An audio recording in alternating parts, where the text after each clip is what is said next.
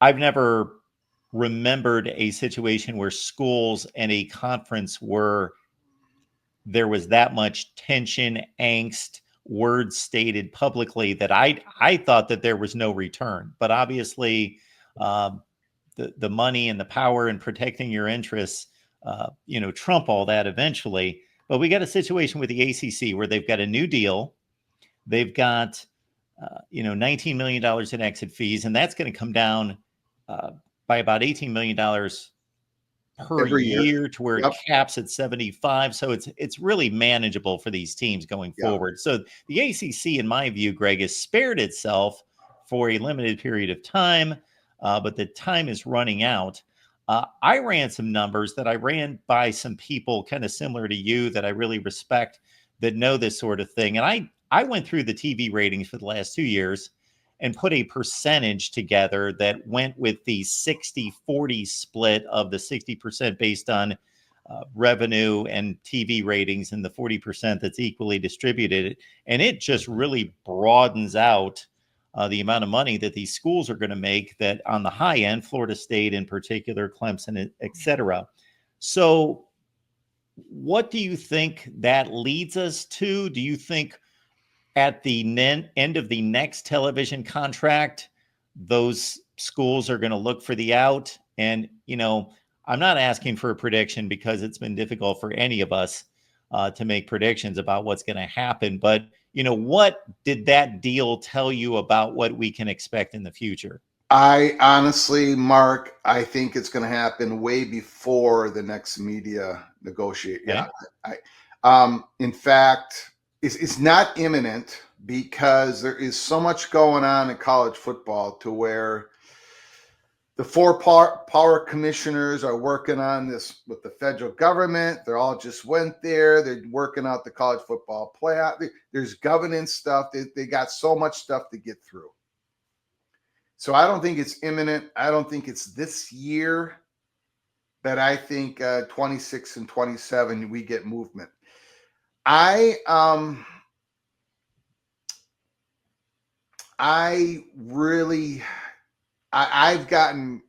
have stayed away from predictions all the way up until April 8th, 2 days ago. I really believe, Mark, I could change, and if I'm wrong, I'll take the big L here on the Mark Rogers show, or if things change, I'll let people know. But I really think when the SEC moves on this, that they're going to move large, and they're going to move. It's going to be a transformation of their conference once again, just like when they brought in Oklahoma and Texas.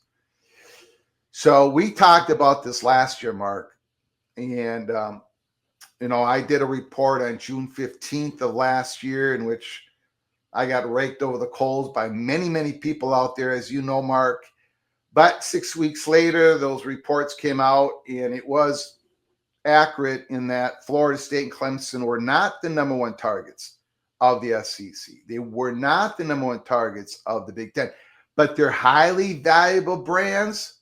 They're going to get to where they need to get to, but they're not the ones that the Big Ten and the SEC were looking at first. But recently I have, as I talk to people, Mark, as you know, I think the SEC, when they move, they're going to go big, and I think they're going to get what they want. And I think what they want is the SEC presidents they're going to want Virginia, North Carolina, for a lot of different reasons. I don't want to take up your time on your valuable show, but there are reasons they want those two schools for student apocalypse. The student apocalypse that's going to be happening, doing their, increasing their footprint, international students. There's a whole bunch of reasons why they want North Carolina, Virginia. And I think to help grease the skids with ESPN and other reasons, I think they're going to bring in Florida State and Clemson. I think it's going to be a huge 4-team expansion by the SEC. And I think they're going to, I don't think the SEC is going to play within, I don't think they're going to do a marginal move. I think it's going to be a massive move. And then that next question is, then what happens to Notre Dame? Because that ACC scheduling agreement goes away. the ability for Notre Dame to fulfill their obligations to NBC gets much difficult. I just redid, I did an episode and a live show on an article in June of 2024 where Bavacqua, the new athletic director at that time, was already saying it's getting harder and harder for us to fulfill our obligations to NBC, and what would happen if Florida State and Clemson left the conference. Well, 10 months later, Florida State and Clemson have won a massive victory in the courts. There is a cost certainty when to get out of the ACC. The ACC would have to accept their check. You got the SEC sitting over there, Mark. I just want to get this out. The SEC is sitting there pro rata with ESPN. So the teams that they bring in, ESPN's got to pay them full freight. 17, 18, 19, 20. The SEC is seriously looking at going to 9 conference games. The SEC is seriously looking at an aggressive scheduling agreement with the Big Ten. The SEC is aggressively looking at playing games because they're going to probably get the 4 automatic qualifiers. The SEC is looking at a more aggressive bowl tie-in between the SEC and the Big Ten. So this is all going to create another media negotiations with ESPN. You've got, if you brought in Clemson and Florida State, the SEC would get a little bit more money in the playoff distribution because Clemson and Florida State have been to the playoffs. They won the championship over the last 10 years. The SEC's percentage would go up. So I think Clemson and Florida State, what I have heard, Mark, lately is for the SEC presidents to get what they want with Virginia and North Carolina, which is what Pete Thamel has said, which was Heather Dinich has said, which is Brett McMurray. They've all reported the same thing because they're all getting leaked the same information because it happens to be true. That's what the SEC presidents want. And for them to get what they want, there's a there's a belief out there that they're probably going to bring in Florida State and Clemson to get it all done. And then the next question is Notre Dame. How can they continue to do what they're doing without that scheduling agreement with the ACC?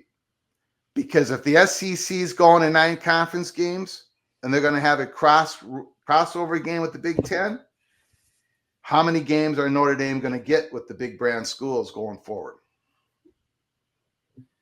So, Greg, it's been my thought ever since this started to unravel with Oklahoma and Texas, and certainly you're the guy in this area, so correct me if I'm wrong, is that what seemed to be the incentive for the SEC and the Big Ten was one of 2 things. Either assessing the field and saying, we've got 2 more schools out there that bring value to us, or 5, or whatever the case might be. Mm-hmm. Assessing each school and saying, do they bring us value in whatever areas? We start with money, of course. Yeah. That we can add.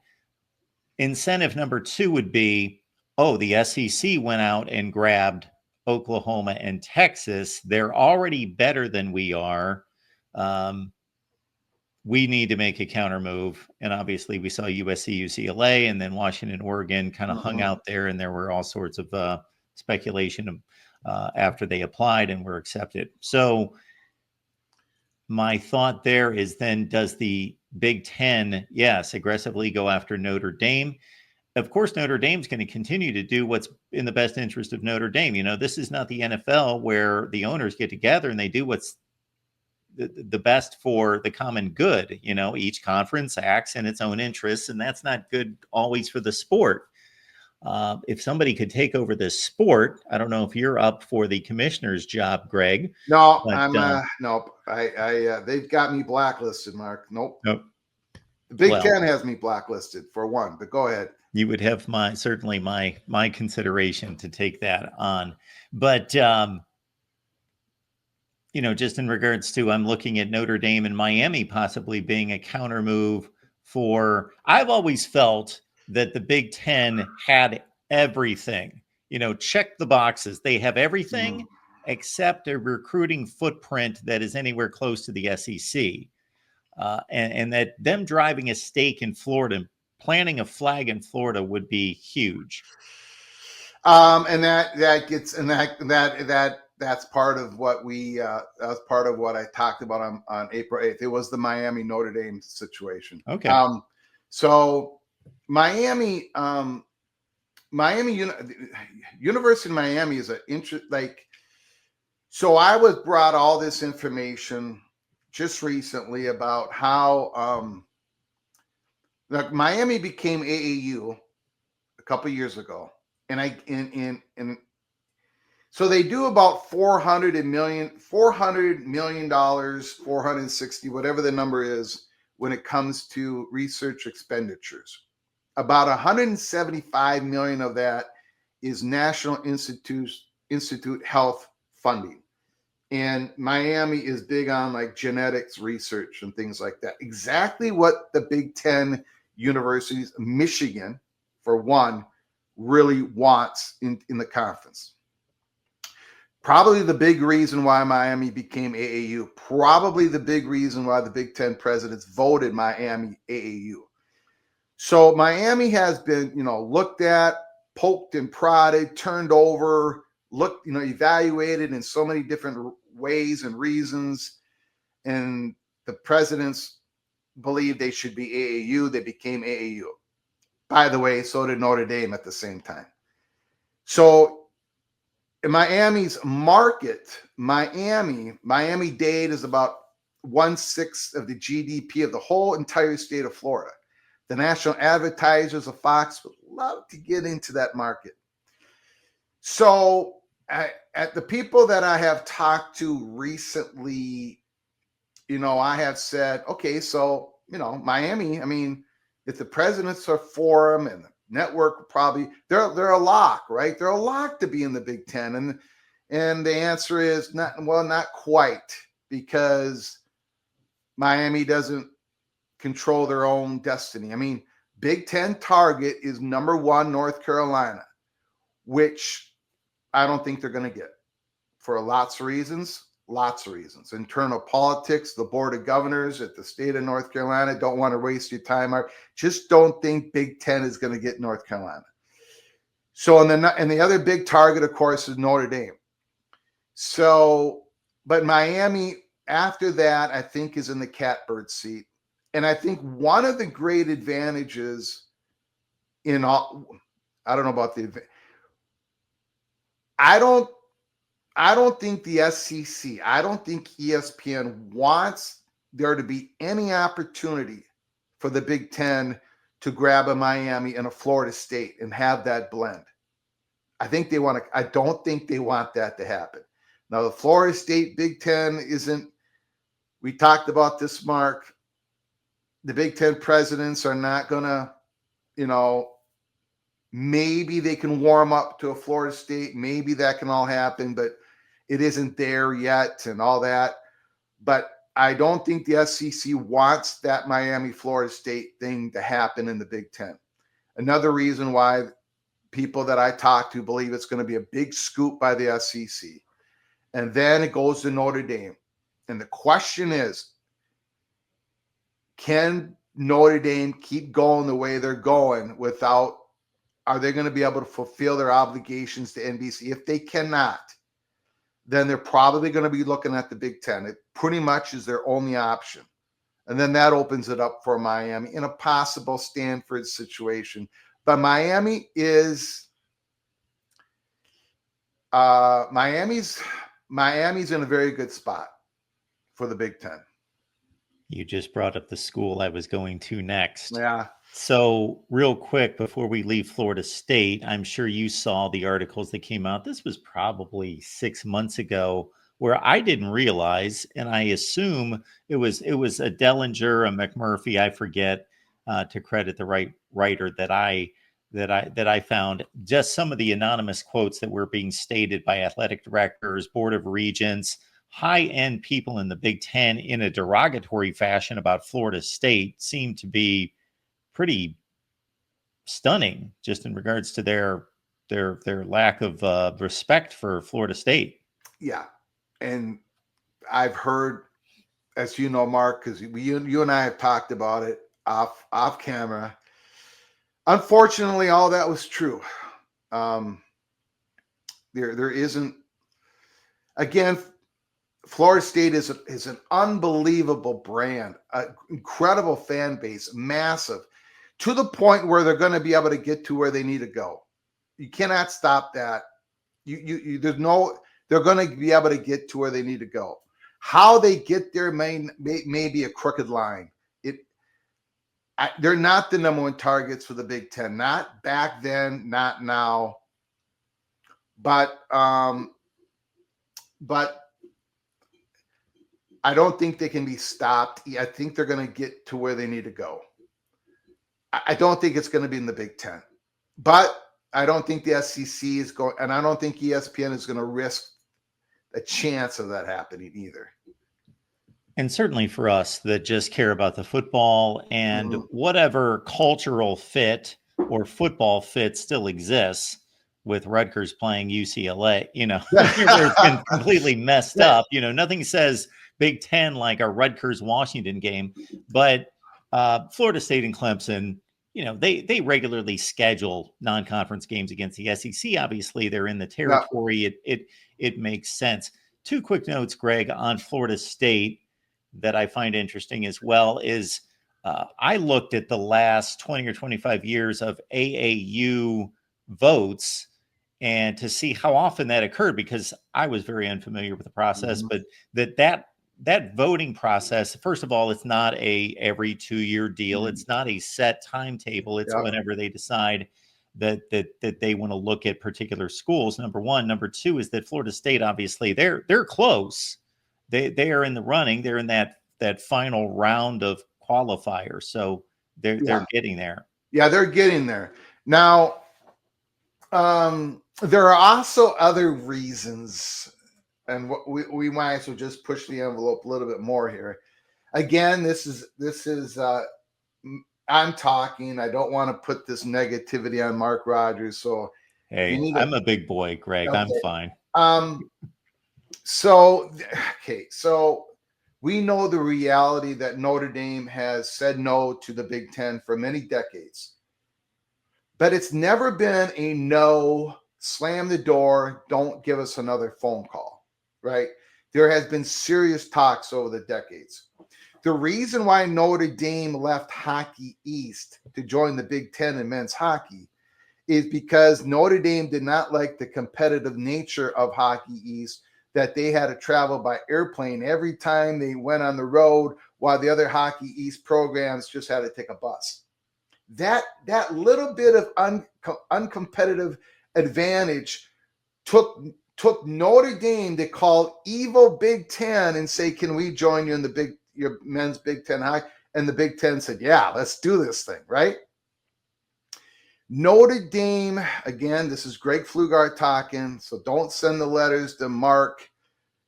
Notre Dame doesn't have a good relationship with Florida State for many reasons. One, Notre Dame doesn't like to travel to Tallahassee. Jack Swarbrick has said this publicly. He has said this privately. Notre Dame has said this privately many, many times over. Recently, Notre Dame is the one who sponsored the expansion of Stanford, California, and SMU into the conference, right? Of course, Florida State, Clemson, North Carolina, they did not vote for that expansion because they're looking for the exit ramps.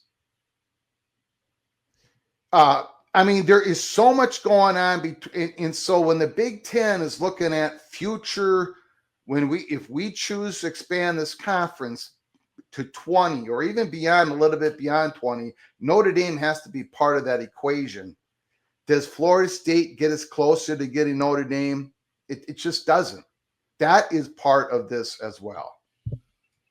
It's just and there's a lot. Notre Dame, when Florida State sued the ACC, before they were able to sue, ACC technically sued Florida State the day before. Technically, they got in there. Notre Dame, a full voting member of the ACC. They said yes, go sue Notre Dame. When this latest scheduling deal between the ACC and this ACC settlement, right? They had, they're trying to. Phillips is trying to figure out a way to keep Florida State happy, not to keep Florida State happy, but to get Florida State out of the courts, to get Clemson out of the court. Okay, so they had this scheduling agreement between Florida State, Clemson, Miami, and Notre Dame. Well, Notre Dame wanted this badly because they're struggling to fulfill the obligations to NBC, to get the highest paid payout possible by NBC. So they're saying, yeah, let's do this thing. But the agreement is Notre Dame is going to play Clemson every year, not Florida State, Clemson. They don't want to play Florida State.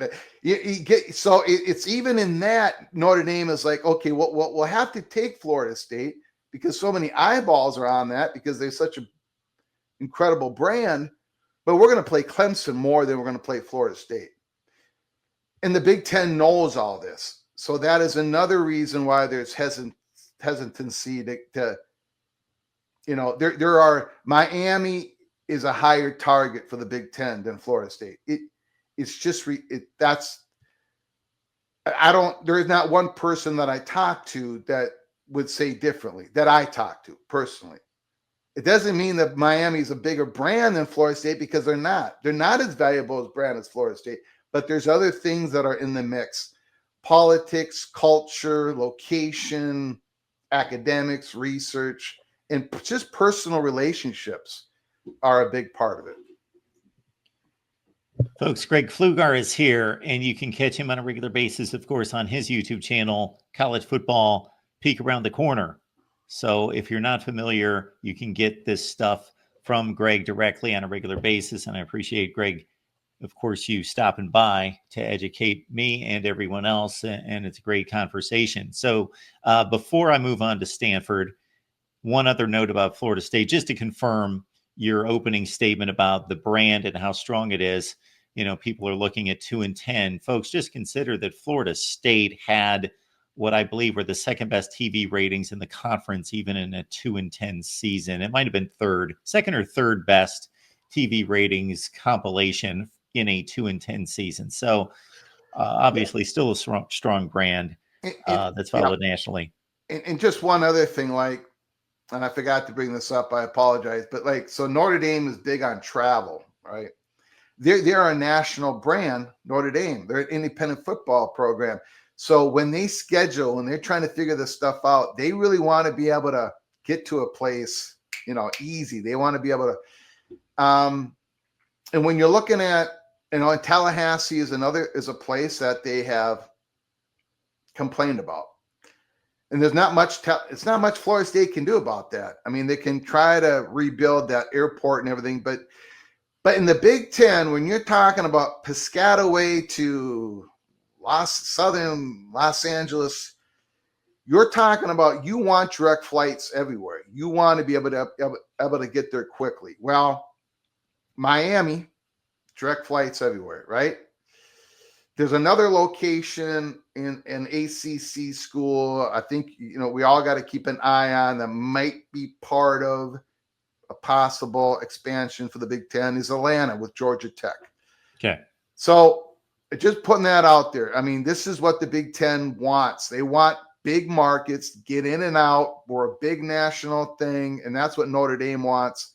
Another reason why Florida State is not above Miami in the pecking order for Big Ten.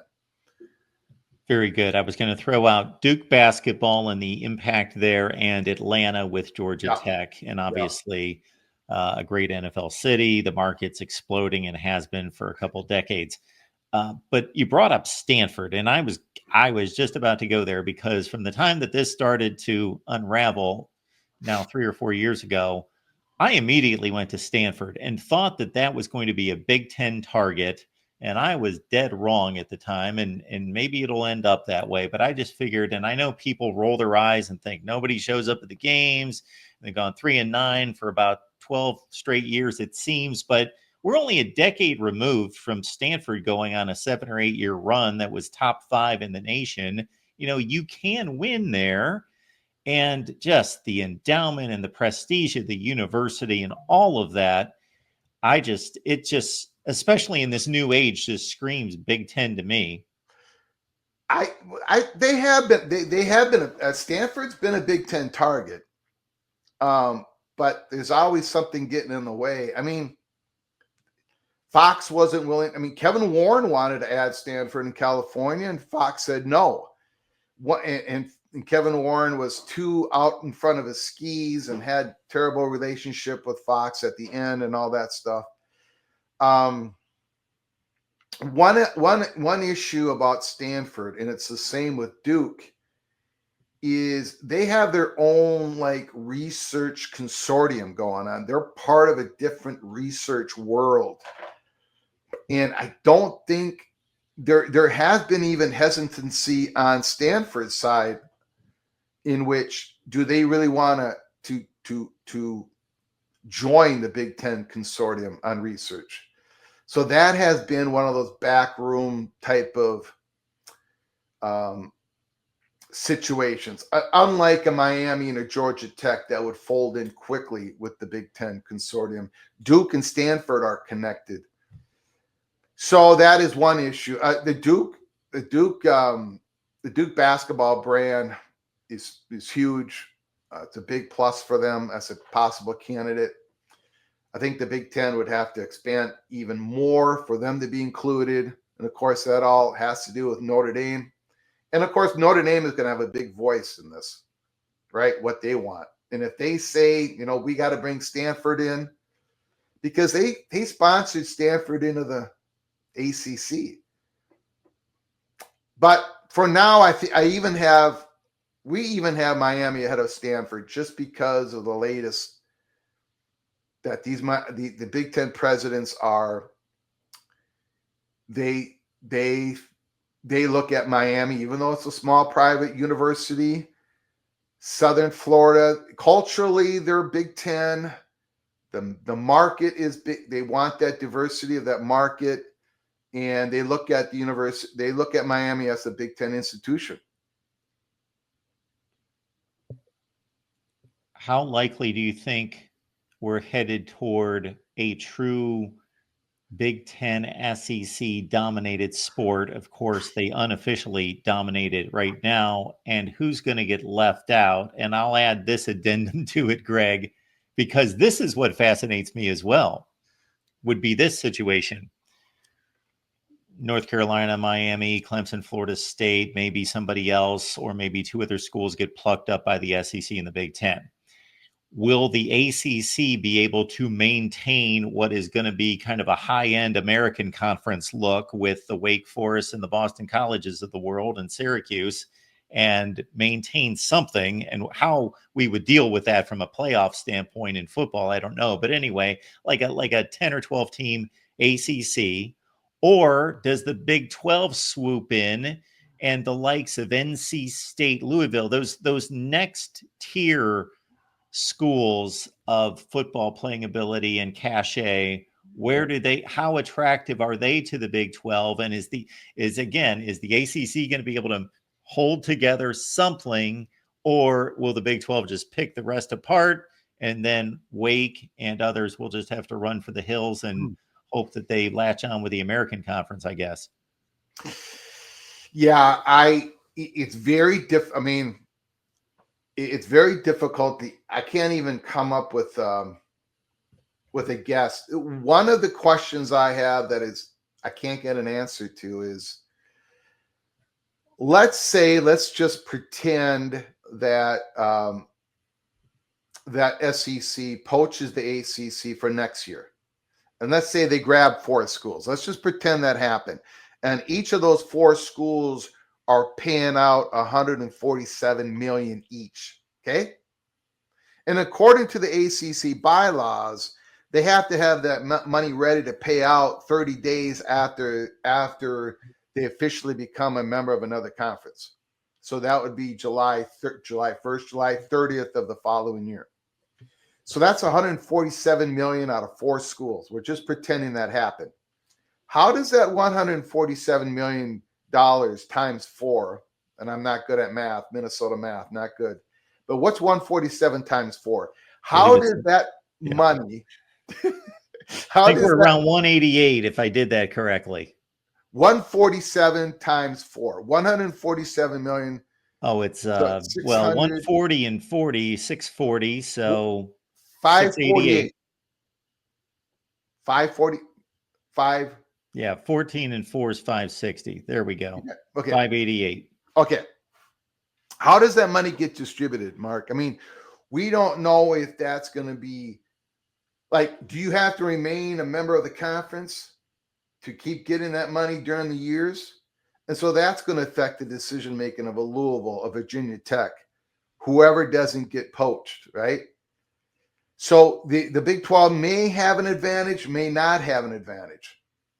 And then when they did this ACC settlement deal, we don't know all the particular, like there had to been some language somewhere where a Boston College, a Syracuse, a Wake Forest, they got some security out of this, not just the exit dollars, but some sort of like confirmation from ESPN that, you know, if enough of us hang together, we'll be okay. I mean, the ACC network's going to get destroyed. The value of that is going to be, that's going to be a tough thing for ESPN because they're actually making money on that currently. So it's hard to know the survival percentage of the ACC when you don't know how the exit money is going to be distributed. I got a feeling that it's going to be like not front loaded, but back loaded to try to keep the Virginia Techs, the Louisville, the Pittsburgh, keep them in the conference. But if we could find out that answer to that question, then I think we could figure out the possible survival percentage of some sort of ACC surviving.